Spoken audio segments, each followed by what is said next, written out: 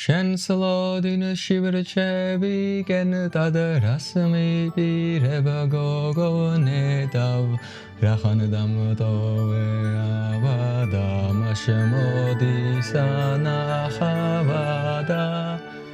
შენ დაგეძებდი თუ ბინდია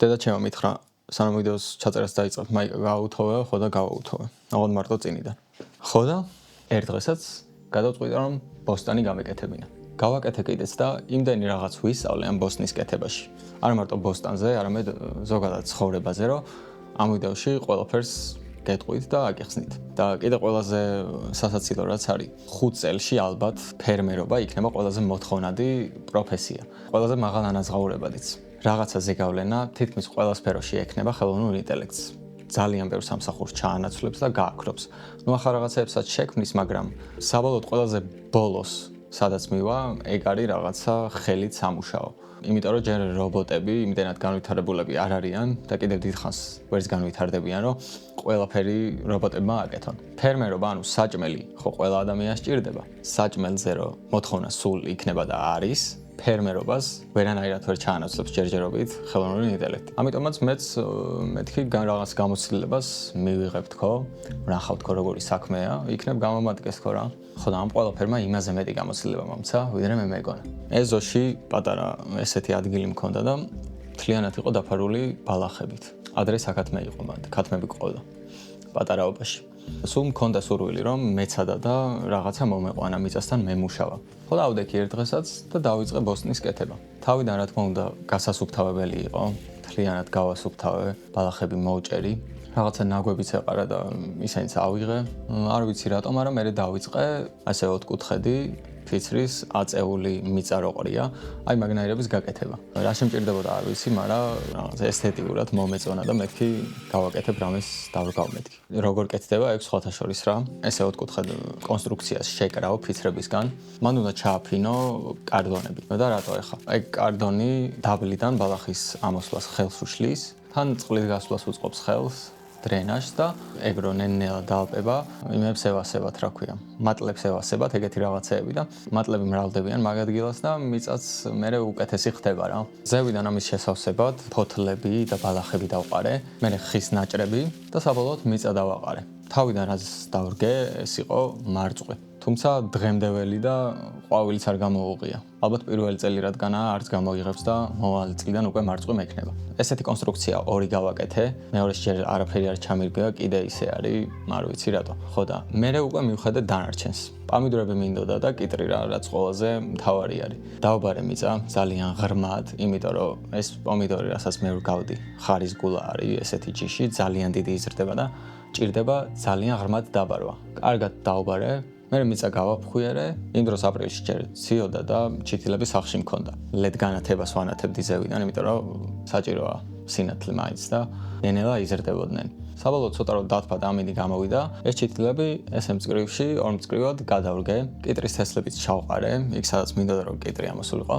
პირველად ზოგადად ჩითილს რო რგავ, 2 დღე მაინც უნდა იყოს ჩრდილში რა, რამე უნდა მოაფარო, იმიტომ რომ მზერო ეგრევე ახალ გადარგულ რაღაცას აცხუნებს, შეიძლება შოკი მიიღოს და გაფუჭდეს რა. ხო და მე არაფერი არ დამიფარებია, თუმცა ამით შევხედე და ღრუბლიან ამითში გადავრგე, რომ ღრუბლები ფარავენ მზეს და აღარც დამჭიროებია არაფრის დაფარება. მე პატარა პომიდორებიც ვიყიდე, ესეთ ჩერი რო არის, ეგენით ჩავრგე და პირველი პრობლემა რაც გამეჩნდა, ეს არის კატები. კატები ისაქმებდნენ იქ, სადაც ეს ყველაფერი მერგა. ძალიან ნერვები მეშლებოდა რა, ყოველ დილას გავდიოდი და ხდებოდა იქ ესე ლამაზი საჩუქარი. ხო და პირველი რაც გავაკეთე, ეს არის ნივრისუნი არ ევასებათ კატებს და ციტრუსის და ავიღე ლიმონის წვენი, მერე ნიორიც დავჭეჭყე ესე, წყალში ჩავაგდე, შევურიე ეს ყველაფერი და იქ გარშემო მოვასხი რა. 2 დღე მართლაც არ მოსულან და უშველა ამან.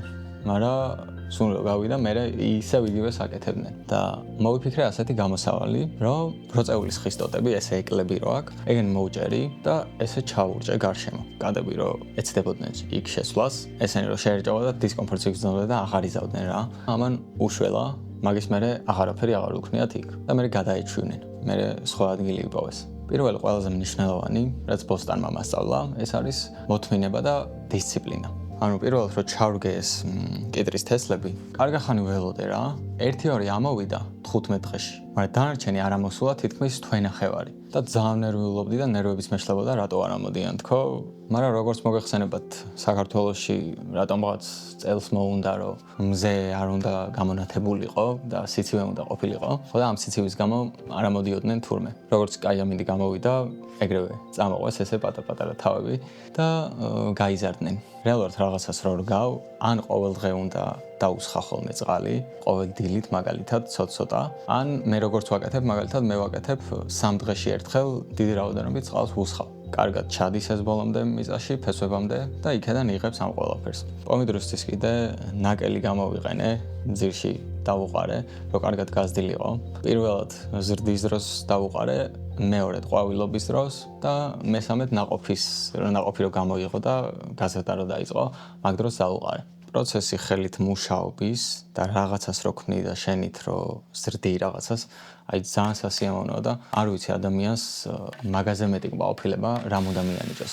როცა ხელით აკეთებ რაღაც, ანუ მიწაში როცა მუშაობ რა, ან თუნდაც რაღაცას ქმნი. მაგალითად სკამები და მაგიდა გავაკეთე ეზოსთვის, ხის, ჩემით, რაღაც ხის ქოთნების გავაკეთე დასაკიდი, ღობეც გავაკეთე პატარა ლამაზი და მე შევღებე.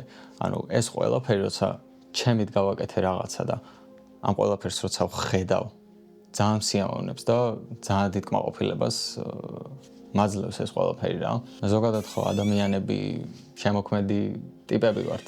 ყველაფერი გარშემო რაც არის ადამიანის შექმნილია და ალბათ ამაში რაღაც სიამოვნებას ყველა ადამიანი იპოვის. როცა რეალურად რაღაც ფიზიკურს აკეთებ რა, როცა ქმნი რაღაცას და აი თუნდაც როცა რგავ და მე პროგრესს ხედავ რგე კიდე სხვათა შორის პირველი სამყაროსადმი ჩემი ვალი მოვიხადე, ვაშლატა მის ხეა და არ ვიცი ალბათ ნაყოფს მოისხავს და იმასაც შევჭამ მე. კიდევ რაც ბოსტანმა მასწავლა, ეს არის პრობლემებზე სწრაფი რეაგირება და პრობლემების წინასწარ განსაზღვრა. ანუ რა პრობლემა შეიძლება გაიჩითოს მომავალში. პომიდორები როცა დავრგე, პირველად ჩითილები, ცოტა რო წამოიზარდნენ, ფოთლებზე გაუჩნდათ რაღაც ლაქები რა, ყავისფერი რაღაცეები. დიდი ალბათობით ეს რაღაც სოკო იყო და მეც ხალხური მეთოდია ავდექი, ნიორი ჩავჭეჭყე, 1 დღე გავაჩერე წყალში, 1 ლიტრი წყალში ჩავასხი მე ეს ყველაფერი, 1 ჩაის კოვზი სოდა დავუმატე და ეს ყველაფერი ფოთლებზე მივასხი. ეს სოკოსთვის ფოთლებზე თუდ არასაცხოვრებელ გარემოს ქმნის და გავრცელებას ხელს უშლის და ნენა როცა წამოიზარდა მე თავისითვე უმკურნალა თავს და ესეც დაეხმარა რა. მე უკვე როცა გაიზარდნენ შაბიამანი და კირის წყალხსნარით შევწამლე, რომ სოკო არ გაჩენილიყო, ფოთლებზე უბრალოდ გარედან ესხმევა და ფოთლებზე გარედან ჩერდება, ანუ შიგნით ნაყოფი არ იწყოს ამ ყველაფერს. აი სტრესი მქონდა ხოლმე რაღაცა პრობლემა რომ იჩიტებოდა ხოლმე რა. ბოძები რო ჩავარჯე და იმაზე რო გავკიდე პომიდორი, ეს ბოძები ესე დაიხარა და პომიდორები თითქმის დაძვრენ და ამ ნერვიულობდი მთელი დღე და რაღაცა და მე მოვედი უბრალოდ სახში, ავიღე მავთული, დავჭიმე იქეთ-აქეთ და ანუ მოგვარდა პრობლემა რა. პრობლემებზე რეაგირებას გასწავლის და თავარი რაც არის, ცხოვრებაშიც ასეა რა. შენ თუ სწორ თესლს აიღებ და ჩარგავ და მე ყოველ დღეურად დაუსხავ წყალს, შედეგს აუცილებლად გამოიღებს რაღაც პერიოდის მერე. ანუ მთავარი რაც არის, აქ არის რომ სტაბილურად ყოველ დღე წყალი უსხა და უბრალოდ დაელოდო. ზოგ ადამიანს იმის მოლოდინი აქვს ხოლმე, რომ რაღაც ბევრ სიშრომებს გააკეთებს და მერე შედეგს მოიტანს ეს ყველაფერი რა. და მასე არ არის. ანუ აქედან შეგიძლია აიღო მაგალითი, რომ ყოველ დღე უნდა უსხოთ პატარ-პატარა წყალი და უბრალოდ უნდა დაელოდო, იმიტომ რომ პროცესი არის მთავარი. საბოლოოდ გამოიღებს აუცილებლად ნაყოფს რაღაც თუ შენ სწორ ადგილას ჩარგავ და სწორად მოული. არ არის ასე რომ რაღაცამ ერთიანად გამოიღოს შედეგი რა. მაგალითად ეს კიტრი რო დავრგე, 2 თვე თუ რაღაც დაჭირდა რომ აი სადღაც ამხელა გაზრდილიყო რა. და მე 2 კვირაში ეგრევე აიყარა ტანი, ძალიან დიდი გაიზარდა და ეხა უკვე ნაყოფიც აქვს გამოსხმული. ასე ხდება ცხოვრებაშიც. შენ შეიძლება პროგრესს ვერ ხედავდე, მაგრამ მაინც უნდა ასხა წყალი რა. ეგრე არ არის რომ აუ არა მოვიდა 2 დღეში და მოდი დავიკიდებ. შენ ვერ დაინახავ რაღაც დრომდე იმ პროგრესს, რაც გინდა რომ დაინახო. და სხვათა შორის პროგრესზე გამახსენ, მაგისთვისაც კარგი არის რა, ბოსტანი რომ ხედავ რაღაცა როგორ იზრდება, რაც შენ გააკეთე და მასთან ერთად შენც როგორ იზრდები. საბოლოოდ ეს არის რა მნიშვნელოვანი. და რო რაღაც გამოცდილებასაც აგროვებ და მიწასთან მუშაობა იცი და ბუნებასთან უფრო ახლოს იჩითები ადამიანი. ანუ გრძნობ, რომ რა ლამაზია ყველაფერი რა, რეალობას გრძნობ. აი ამ ხელა პატარა რაღაცით, რომ ამ ხელა მცენარე იზრდება და მე ნაყოფსაც რო გაძლევს, რომელიც შეგიძლია ჭამო, აი ამ ყველაფერს რო შენით ხედავ და რა მაღაზიაში ყიდულობ თქვათ რაღაცას. შენით რო აკეთებ და შენით რო ხედავ, სულ სხვა მუღამი აქვს რა. ხვდები უკვე რამდენად ლამაზია გარშემო ყველაფერი და რამდენად უნდა დავაფასო. აი ისე ვარ ხოლმე რომ გარეთ რო გავდივარ, ცაში რო ავიხედები და რაღაცა ჩიტები ჭიკჭიკებენ იქ მზე, ღრუბლები ისე ეს ძალიან ლამაზია და ძალიან სიამოვნებს ხოლმე რა ეგ ყველაფერი. უბრალოდ აი ესეთ ქარიც რომ მივე, ანუ ხო ხვდებით რა ძალიან იმაში არ მინდა ეხა გადავიგდეს, მაგრამ მასეა. ანუ შენ ბედნიერებას შენი ხელით ქმნი. თუ ვინმეს გააქვს შესაძლებლობა, ყველას გირჩევთ რომ ცადოთ რაღაცის გაზრდა. ქოთანშიც შეგიძლიათ ასეთი რაღაცების გაკეთება, ვინც თქვათ კორპუსში ცხოვრობთ და კერძო სახლში არა და ეზო არ გაქვთ და აუცილებლად ცადეთ და მიხვდებით, რაზეც ვსაუბრობ.